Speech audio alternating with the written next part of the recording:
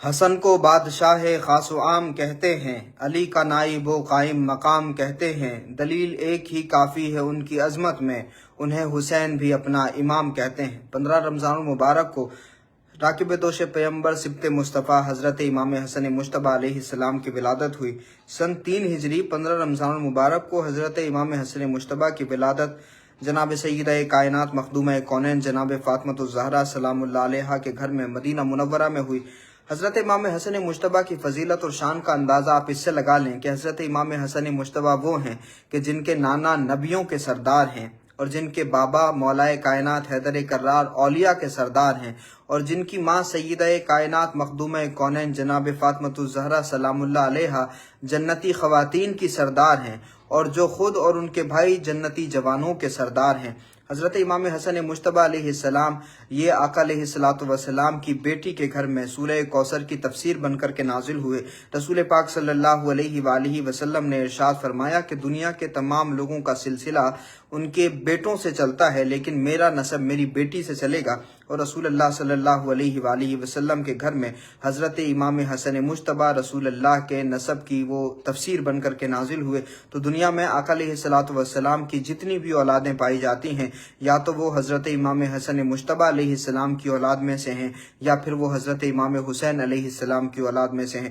حضرت امام حسن مجتبیٰ علیہ السلام وہ ہیں کہ جن کو حضرت امام حسین پر یہ فضیلت حاصل ہے کہ وہ 5ویں خلیفہ راشد بھی رہے، اور خود حضرت امام حسین اپنا امام مانتے ہیں حضرت امام حسن مجتبیٰ کو، اور ان کے بڑے بھائی ہونے کی حیثیت سے فضیلت زیادہ ہے، اور رسول اللہ کی معیت میں حضرت امام حسن مجتبیٰ کچھ زیادہ وقت بھی رہے ہیں۔ آقا علیہ السلام نے ان کو اپنے کندھے پر اٹھایا ہوا ہے۔ حضرت برا بن عازب رضی اللہ تعالیٰ عنہ روایت کرتے ہیں کہ رسول پاک صلی اللہ علیہ وآلہ وسلم نے ایک مرتبہ حضرت امام حسن مجتبیٰ کو اپنے کندھے پر اٹھایا ہوا تھا، اور آقا علیہ السلام دعا کر رہے تھے، اللہ کی بارگاہ میں عرض کر رہے تھے کہ باری تعالیٰ میں اس حسن سے محبت کرتا ہوں، تو بھی اس سے محبت فرما، اور جو اس سے محبت کرے تو اس سے بھی محبت فرما۔ تو اس مضمون کی بہت ساری احادیث کتابوں میں موجود ہیں کہ آقا علیہ السلام بارہا یہ ارشاد فرمایا کرتے تھے، حضرت امام حسن حضور کی گود میں ہوتے، امام حسین حضور کی گود میں ہوتے، یا دونوں کندھوں پر سواری کر رہے ہوتے تھے، تب آقا علیہ السلام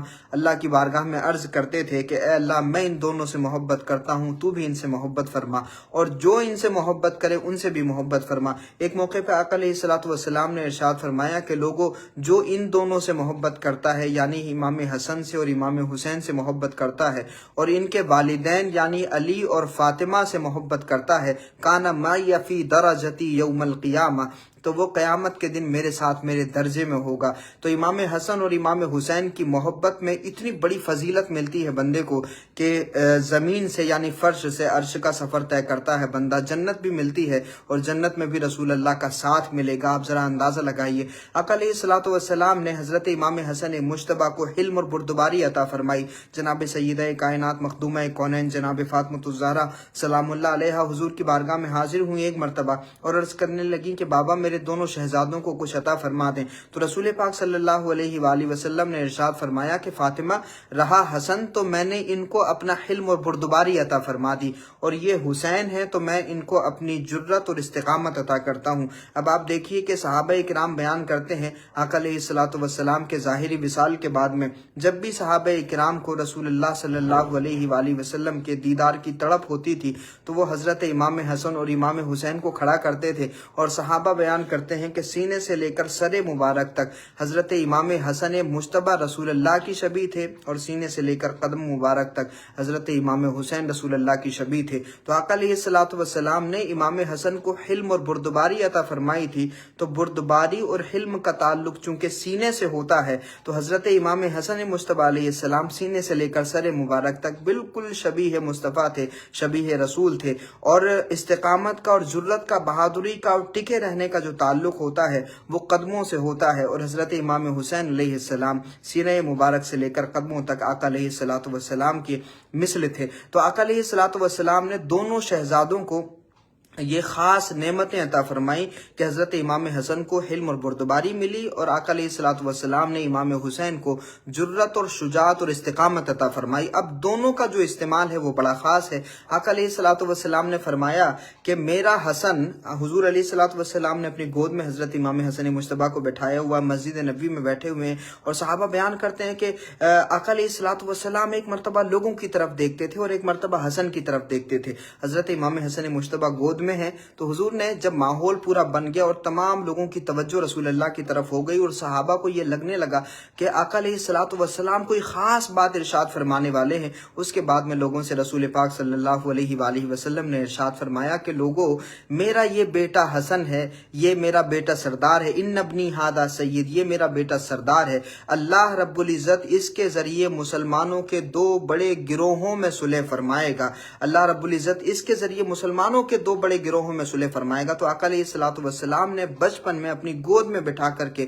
حضرت امام حسن مجتبیٰ کو سید کہا، اور ساتھ ہی فرما دیا کہ میرا شہزادہ، میرا بیٹا بڑے ہو کر مسلمانوں کے دو گروہوں میں صلح کروائے گا۔ پھر جب وقت آیا، پانچویں خلیفہ چنے گئے، عوام کی رائے سے حضرت امام حسن مجتبیٰ کو پانچواں خلیفہ راشد چنا گیا، اور پھر جب امت میں انتشار ہونے والا تھا، جھگڑا ہونے والا تھا، قتل و غارت گری ہونے والی تھی، خون بہنے والا تھا، مسلمان جنگ کرنے والے تھے آپس میں، آقا علیہ الصلوۃ والسلام کی وہ جو پیشن گوئی تھی وہ پوری ہوئی کہ حضرت امام حسن مجتبیٰ نے اپنی کرسی خیرات کر کے امت کو لڑنے سے بچا لیا، امت کو جھگڑے سے بچا لیا، امت کو فتنے اور فساد سے بچا لیا۔ تو یہ کام وہی کر سکتا ہے جس کے اندر حلم ہو اور بردباری ہو۔ کرسی کو قربان کرنے کا حوصلہ صرف اسی کے اندر ہوگا جس کو حلم اور بردباری عطا کی گئی ہو۔ گالیاں سن کر کے دعائیں دینے کا حوصلہ صرف اسی کے اندر ہوگا جس کے سینے میں حلم اور بردباری ہو۔ تو رسول پاک نے اپنے حلم کا فیض حضرت امام حسن مجتبیٰ کو عطا فرمایا۔ تو جب ایک بہت بڑا فساد ہونے والا تھا، قتل و غارت گری کا بازار گرم ہونے والا تھا،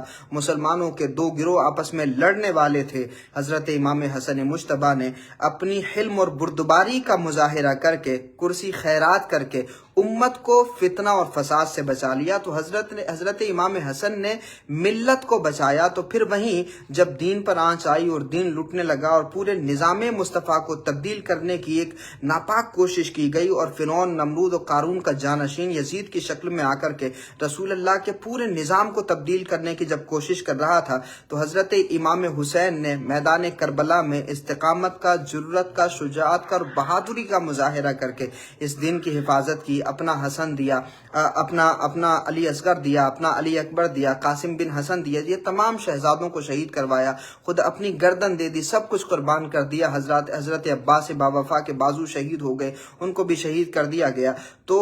حضرت امام حسین نے جرت اور بہادری اور استقامت کا مظاہرہ میدان کربلا میں کیا، اور اس طرح سے انہوں نے دین کو بچایا۔ تو حضرت امام حسن مجتبیٰ نے رسول اللہ کے حلم اور بردباری کے ذریعے ملت کو بچایا، اور آقا علیہ الصلوۃ والسلام نے امام حسین کو جو شجاعت اور جرت اور بہادری عطا کی تھی، اس استقامت کے ذریعے حضرت امام حسین نے دین کی حفاظت کی۔ تو یہ ساری کائنات پر، ساری دنیا پر، امت مسلمہ پر دونوں شہزادوں کا احسان ہے، جناب سیدہ کے شہزادوں کا احسان ہے، مولا علی کے بیٹوں کا احسان ہے، رسول اللہ کے نواسوں کا احسان ہے۔ اسی وجہ سے تو ہم بار بار خراج عقیدت پیش کرتے ہیں ان کی بارگاہ میں۔ ایک مرتبہ کا خراج عقیدت بھی اگر قبول ہو گیا حضور کی بارگاہ میں، اللہ کی بارگاہ میں، یہ اہل بیت اور پنجتن قبول فرما لیں تو بس دنیا اور آخرت میں کامیابی ہے۔ اللہ رب العزت ہماری نسلوں کو آل رسول کا وفادار رکھے، رسول اللہ کے شہزادوں کا نام لیوا رکھے، اور ان کی زندگی اور ان کے طرز زندگی سے فیض حاصل کرنے کی توفیق عطا فرمائے۔ بہت شکریہ۔ اگر آپ کو بھی حضرت امام حسن مجتبیٰ کی شان میں کوئی شعر یاد ہو تو کمنٹ باکس میں ضرور ساجھا کر سکتے ہیں، ورنہ اس مختصر سی گفتگو کو اور مختصر خراج عقیدت کو لوگوں کے ساتھ میں ضرور شیئر کریے۔ بہت شکریہ۔ آپ کو حضرت امام حسن مجتبیٰ علیہ السلام کا یوم ولادت بہت بہت مبارک ہو۔